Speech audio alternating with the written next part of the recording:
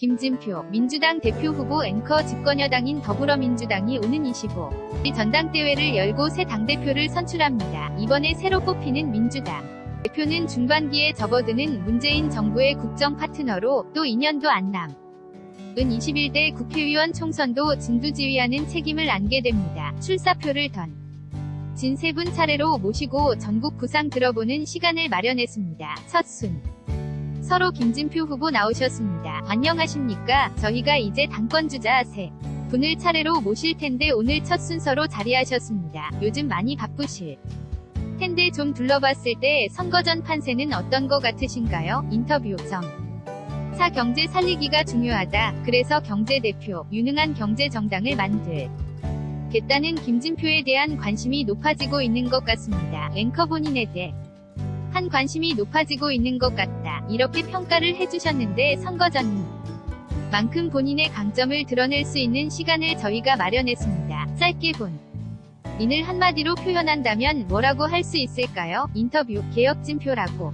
저희 관료들이 저한테 붙여준 이름인데요. 제가 우리나라 지난 30년간의 주요한 경제개혁 조치들은 다 책임지고 했습니다. 예를 들면 YS 정부 때 금융실명제와 부동산실명제 제가 국장으로 책임지고 했고요. 또 이런 걸 높이 평가한 김대중 대통령께서 IMF 외환위기 극복 과정에서 재벌개혁과 금융개혁을 저한테 맡겨서 30대 재벌 중에 16개를 제 손으로 정리했고 그 여파로 시중은행 8개를 4개로 통폐합하는 금융개혁도 제 손으로 했습니다. 또 노무현 정부 경제부총리 때는 한참 말 많았던 주 5일제 개혁도 제가 했거든요. 그런 것들을 보고 관료들 사이에서 저를 보고 붙여준 별 명의 개혁진표, 또 개혁이냐, 또 진표냐 그런 얘기를 합니다. 앵커 개혁 진표다 이렇게 표현해 주셨는데 실제로 그런 면이 있는지 오늘 하나하나 보겠습니다. 먼저 최근 이슈부터 좀 얘기를 해보겠습니다. 최근에 이재명 경기지사 관련된 논란이 끊이지 않고 있습니다. 그리고 저희가 앞서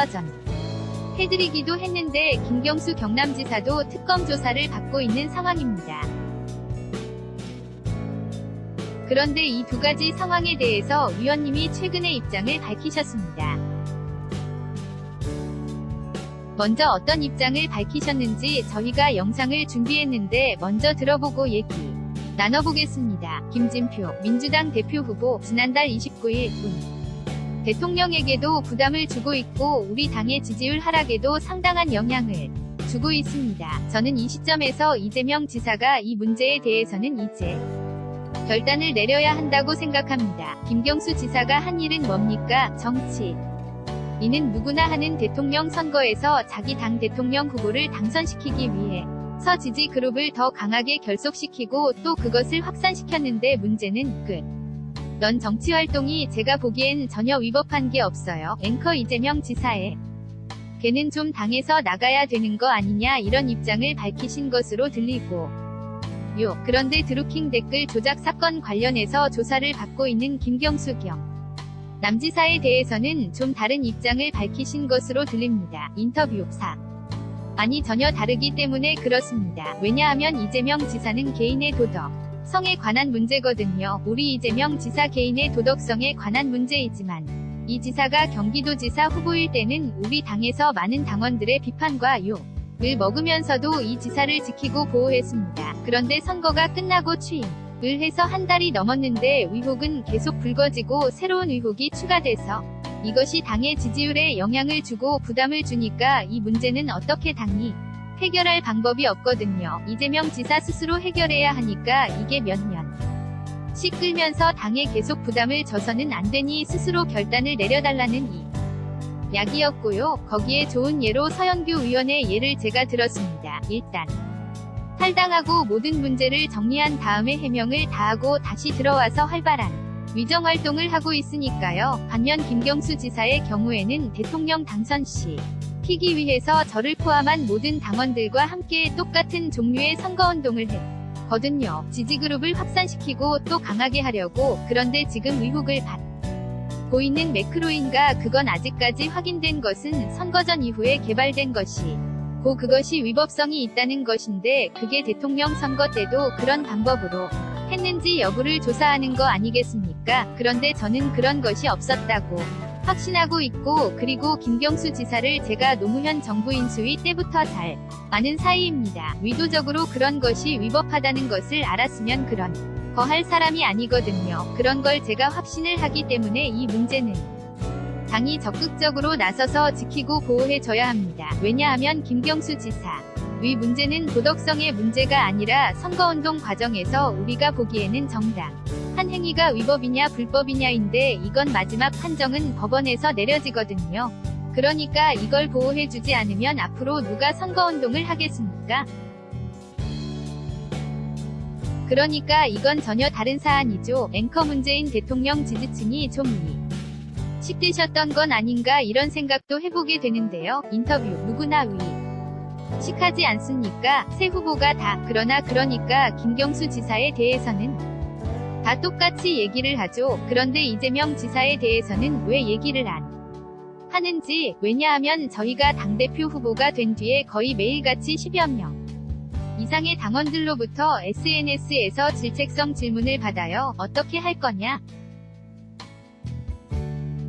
그래서 심지어는 답 안 하면 탈당하겠다, 탈당 서명운동하겠다, 지지 철회하겠다 이런 이야기를 하고 있는데도 당대표가 되겠다는 사람들이 계속 침묵하는 것이 이게 옳은 태도냐. 그래서 이재명 후보 보고 적극적으로 이 완전한 조작된 의혹이라면 적극적으로 해명해서 당에 피해를 주지 말게 본인이 해결할 수밖에 없으니까. 그렇지 않으면 계속 당에 부담을 주면 오래 끌어야 될 문제라면 법정 판단까지. 그러면 그때까지 당이 기다릴 수 없으니까 서영교 의원의 사례도 있지 않냐. 결단을 내려달라 이렇게 얘기한 거죠. 앵커 다른 후보들은 왜 이재명 지사 관련해서 얘기 안 하는지 모르겠다 이런 말씀을 해주셨는데 저희가 나중에 기회가 되면 여쭤보도록 하겠습니다. 문재인 대통령 지지층 관련된 질문을 드렸는데 저희가 사진 한 장을 준비를 했습니다. 저희가 만든 건 아니고요. 의원님 SNS에서 사진인데요. 좀 보면서 이야기해 봤으면 좋겠습니다. 어릴 때 많이 하던 그런 놀이인데 왜 이름 획수로 서로 얼마나 좋은 사이인지 따져보는 장난삼아 하는 그런 놀이입니다. 이름 획수를 따져봤더니 문재인 대통령과 위원님이 천생연분이다 이렇게 놓으셨더라고요. 문재인 대통령과는 실제로 천생연분이신 것 같으신가요? 인터뷰 문재인 대통령 후보 시절에 제가 선대위원장 겸 일자리 위원장을 하면서 도왔고요. 그때 우리 경제를 살리는 전략에 관해서 많은 이야기를 나눴고 그런 것들을 반영해야겠다고 생각해서 저를 국정기획자문위원장으로 5년 계획을 만들게 하셨으니까 100대 과제를 그런 점에서는 문재인 대통령의 국정운영 철학이나 어떤 정책 비전에 대해서는 저만큼 정확하게 아는 사람이 없다고 저는 자부합니다. 앵커 이해찬 의원이 신경 쓰이지는 않으시고요. 경쟁을 또 하고 계신 상황이니까요. 인터뷰 신경 쓸 이유가 있나요? 앵커 또 친문계 좌장이다 이런 평가를 받고 있지 않습니까? 인터뷰 그거야 뭐 다 똑같이 그런 인식을 갖고 하지만 저는 문재인 대통령이 만약에 지금은 투표를 안 하시고 투표권이 없지만 우리 당대회에 나와서 투표하신다면 글쎄 아무래도 저를 찍을 것 같은데요. 앵커 저희가 이해찬 의원 얘기가 나와서 드리는 말씀인데 최근 후보분들의 나이가 또 화제가 되기도 했습니다. 그래서 이해찬 의원 같은 경우에는 지금 연장자가 아닌데 연장자로 오인을 받아서 억울하다 이런 얘기가 나오기도 하고요. 실제로는 의원님께서 최고 연장자신데 인터뷰 그런데 저를 보고 심한 사람은 50대 중반까지 봐요. 앵커 그렇습니까? 인터뷰 그런데 제가 비교적 운동도 꾸준히 하고 건강관리를 잘해온 편이고 아침마다 저희가 20층 저희 집 사는 아파트를 3번씩 걸어 올라갔다가 엘리베이터 타고 내려오는 운동을 꾸준히 하고 있습니다. 앵커 아무래도 그런 연장자다 이런 평가를 역으로 이용하시는 건 아닌가 이런 생각이 들기도 하는데 그래서 저희가 준비한 영상이 있습니다. 같이 보고 나서 얘기해 보겠습니다. SNS 관련된 영상을 같이 봤는데 셀카 찍는 건 연습을 좀 하셔야겠습니다. 인터뷰 제가 얼굴이 너무 커서요. 그래서 제가 다른 사람들이 저하고 찍으면 제가 얼굴 기부한다고 그래요. 앵커 사진을 같이 많이 찍으려고 하시는군요. 인터뷰 네 그런데 셀카 찍는 게 얼굴이 큰 사람은 참 힘이 들어요. 이렇게 돌려 찍어야 이래야 되는데 앵커 SNS도 홍보를 더 하셔야 하는 게 아닌가 그런 생각을 해봤습니다. 그런데 이런 색다른 모습을 보여주시는 게 아무래도 관료적인 이미지가 있기 때문이 아닌가 이런 생각도 해봤거든요. 인터뷰. 글쎄요. 저희 당의 관료, 소위 장관 출신이 2사람인가 밖에 안 남아있습니다. 다 이번 지방선거에 출마하고 그러다 보니까 관료들이 일반적으로 가지고 있는 기득권 옹호적이고 또 현상 유지적이고 반개혁적이고 이런 이미지가 저한테 더 씌워져 있어서 사실은 개혁진표라고까지 관료사회에서는 저를 부르는데 그래서 그걸 떨칠 필요가 있다 이렇게 저희 참모들이 생각해서 만든 영상들이죠. 앵커 관료적이다. 이런 평가가 사실 그만큼 경력이나 어떤 경험이 많다. 이것과도 통하는 말일 수도 있을 텐데 아까 말씀해 주신 것처럼 노무현 정부 시절에는 경제부총리를 역임하기도 하셨고요. 그런데 여기서 드는 의문이 과거의 그런 경험이 미래의 성공을 담보할 수 있는 상황일까 이런 질문을 할 수 있을 것 같거든요. 인터뷰. 지금 우리 경제의 가장 큰 문제, 또 우리 문재인 정부의 가장 큰 문제는 민생경제가 어렵다.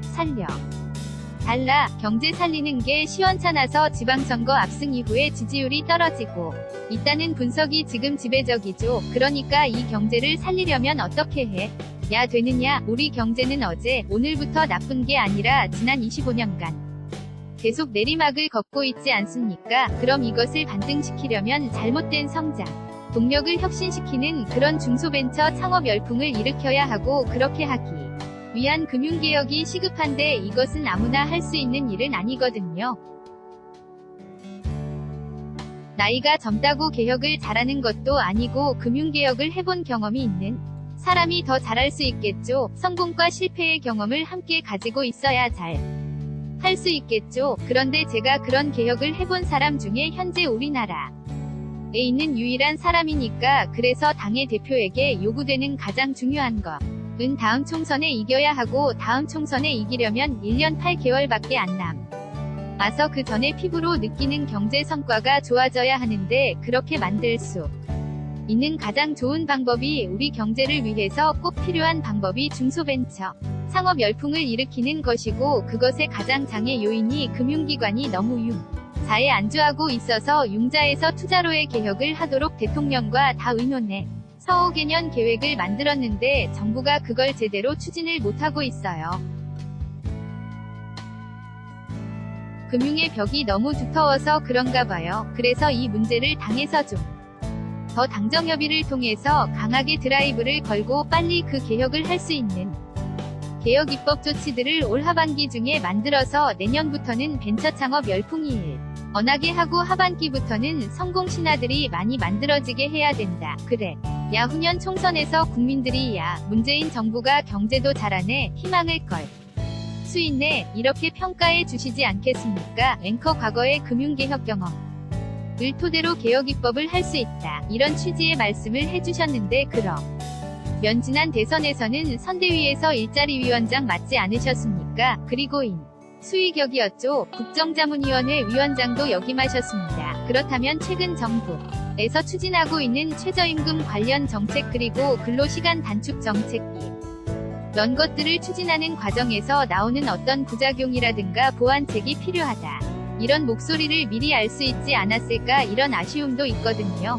인터뷰. 그거 예견해서 그래서 문재인 정부의 경제정책을 만들 때 공정경제이라는 기본 정치 철학 밑에서 경제포용적 경제성장을 문재인 정부가 수용을 하는데 그것이 소득주도성장을 얘기했죠. 그런데 소득주도성장은 가지고 있는 속성 때문에 성과는 3년 정도 기다려야 나타납니다. 그렇지 않겠습니까? 임금이 올라가고 근로시간이 줄어들어서 생산성이 높아지고 거기에 따라서 소비가 일어나고 투자가 일어나려면 한 3년 걸리죠. 그런데 시행 초기에 5천만 모두에게 적용되니까 부작용이 나오지 않습니까? 그래서 이거를 부작용을 막는 장치들과 함께 그것만 가지고는 사람들이 피부로 경제계 선 효과를 못 느끼니까 공공면에서 혁신성장을 해야 한다. 그 혁신성장에 핵심이 중소벤처 창업 열풍을 일어나게 하는 거고 그것을 일으키는 가장 중요한 전략이 금융개혁인데 그런 개혁들이 지난 1년 동안 안 일어나니까 이번 전당대회는 경제 살리기 전당대회하고 경제 당대표가 나와서 이런 문제 들을 적극적으로 당정청이 하나의 일체가 되어서 추진해줘야 한다는 것이죠. 앵커 금융개혁을 통한 어떤 보완책에 대해서 말씀해 주셨는데 사실 최저 임금정책 같은 경우는 여전히 을 간의 갈등을 만드는 것 아니냐 이런 지적도 있는 게 사실입니다. 그렇다면 집권여당의 대표로서 추진할 수 있는 완책이 있지 않을까 이런 생각도 하게 되는데 어떤 것들이 있을까요? 인터뷰 소득주도성장에 대해서 최저임금에 관해서 그건 이미 우리 당이 강력하게 요청해서 벌써 한 3주 전에 다 발표를 했죠. 가장 중요한 것은 그동안 일자리 안정자금은 90%가 넘게 신청이 들어오고 지급이 돼서 그 정도 안착이 되어 가는데 근로장려 세제가 너무 적용 대상이 좁았습니다. 그래서 저소득 근로자나 저소득 사업자들에 대해서 적용 범위와 지원 범위를 3배 정도 확대한 그런 강력한 근로장려 세제를 만들어서 그걸 세제에 반영해서 이미 발표를 했습니다. 이것이 저는 지금 최저임금 인상이나 근로시간 단축으로 자영업자나 소상공인들이 입는 경제적 피해 그것을 훨씬 능가할 정도로 지원책을 보완책을 만들어서 카드 수수료 인하라든가 상가임차 인해 권리 강화라든가 이런 조치들이 함께 시행되기 때문에 상당한 부분이 보완되리라고 봅니다. 그러나 그것만 갖고는 우리 경제가 좋아지나 이렇게 희망을 가질 수는 없거든요. 그래서 혁신성장을 앞당기는 게 중요한데 대통령께서도 갑갑하시니까 몇 차례 내각에다가 혁신성장이 왜 이렇게 더디냐 질책을 하셨잖아요. 그 핵심인 금융개혁을 이번 골든타임인 정기국회 때를 넘기지 말고 반드시 여기서 완료해야 되고 그 책임은 새 당대표에게 있다는 것이 앵커 그러면 그런 방안을 실현하기 위해서 야당과 협치도 중요할 텐데 개혁입법연대 이야기도 있고요. 이런 것들을 포함해서 구상하고 계신 방안이 있습니까? 인터뷰 지금 개혁입법연대를 주장하시는 분들의 숫자가 합해서 150명이 될까 말까거든요. 그런데 우리 위회선진화법 때문에 180석이 되어야 안전하게 입법을 할 수가 있습니다. 따라서 제2당인 자유한국 당과의 전략적 협치는 아주 중요하죠. 우리 문재인 정부 100대 과제를 실현하기 위한 개혁입법안이 470여 개 되는데 그중 90개 남짓만 통과가 됐습니다. 나머지 부분을 통과시키려면 야당과 전략적 협치를 만들어야죠. 그런데 여기서 중요한 것은 야당의 합리적 대안은 수용한다는 그런 신뢰를 야당에게 줘야 되고 야당을 경제 살리기에 경쟁적 동반자라는 그런 자세를 가지고 자주 만나야 합니다. 제가 그래서 이렇게 발표를 했습니다. 1여 사야 체제니까 일주일에 한 번씩은 여당 대표와 야당 대표와 만나자. 그래서 심금을 털어놓고 허심탄회하게 이야기하자. 그리고 한 달에 한 번은 5당 대표가 다 만나서 모든 국정현안을 자세하게 논의하면 그러면 거기서 공동선을 만들 수 있다. 앵커 과연 어떤 모습을 보게 될지 궁금해지는 데요. 이 질문을 안 드릴 수가 없겠습니다. 마지막 질문인데요. 종교인 과세를 유예하는 데 앞장섰다. 그리고 특정 종교에 치우친 입장을 갖고 있는 게 아니냐 이런 얘기들이 꼬리표처럼 따라다니고 있습니다. 이거에 대한 입장은 어떠신가요? 인터뷰 종교인 과세 문제 때문에 그랬는데요. 저로서는 조금 억울한 측면이 있습니다. 왜냐하면 제가 비율을 총대를 여다가 제가 총알 맞은 격이다 그랬는데 작년 4월 21일로 기억하는데 교계가 공개적으로 종교인 과세를 유예할 거냐 아니냐를 5명이 대선 후보에게 다 물었는데 심상정 후보를 제외한 4분 쪽에서 다 나와서 이거 최소 1년 이상 유예해야 한다. 왜? 최순실 사건이 공교롭게 2016년 1월부터 불거지면서 박근혜 정부가 전혀 아무런 준비도 홍보도 안 한 상태로 연 4월까지 왔기 때문에 전부 유예해서 잘 연착시키는 게 좋다. 이런 견이었습니다. 그래서 그 자리에서 법안을 만들고 제가 제1당 대표니까 기다 사인을 해서 그러나 그 제출은 문재인 정부 취임하고 제가 국정자문위원장 임기를 다 마치고 한 달 뒤인 8월 11일 날 제출했는데 아시는 것처럼 엄청난 반발이 나와서 안 되겠다 싶어서 차라리 그냥 원래 안대로 철회하자 수정안을 그래서 제가 나서서 철회안을 가지고 기자회견을 했습니다. 딱 열흘 후에 그리고 종교단체들 찾아다니면서 종교계를 위해서도 18년 1월 1일부터 정상과세 하는 게 낫습니다. 또 연기하면 믿어주지 많습니다. 그렇게 해서 지금 2018년 금년 1월부터 정상과세가 잘 되고 있고 정부과세당국은 저를 굉장히 고마워하고 있거든요. 그런데 이게 뭐 든 걸 제가 뒤집어쓴, 그러니까 총대 매려고 총알 맞았다는 게 그런 뜻입니다. 앵커 이번에 전당대회 나오면서 이 부분에 대해서 참 많이 해명을 하게 되는 그런 상황이네요. 민주당 전당대회 당대표 후보로 나선 김진표 의원이었습니다. 25일 선거 결과 어떻게 나오는지 지켜보겠습니다. 오늘 말씀 고맙습니다.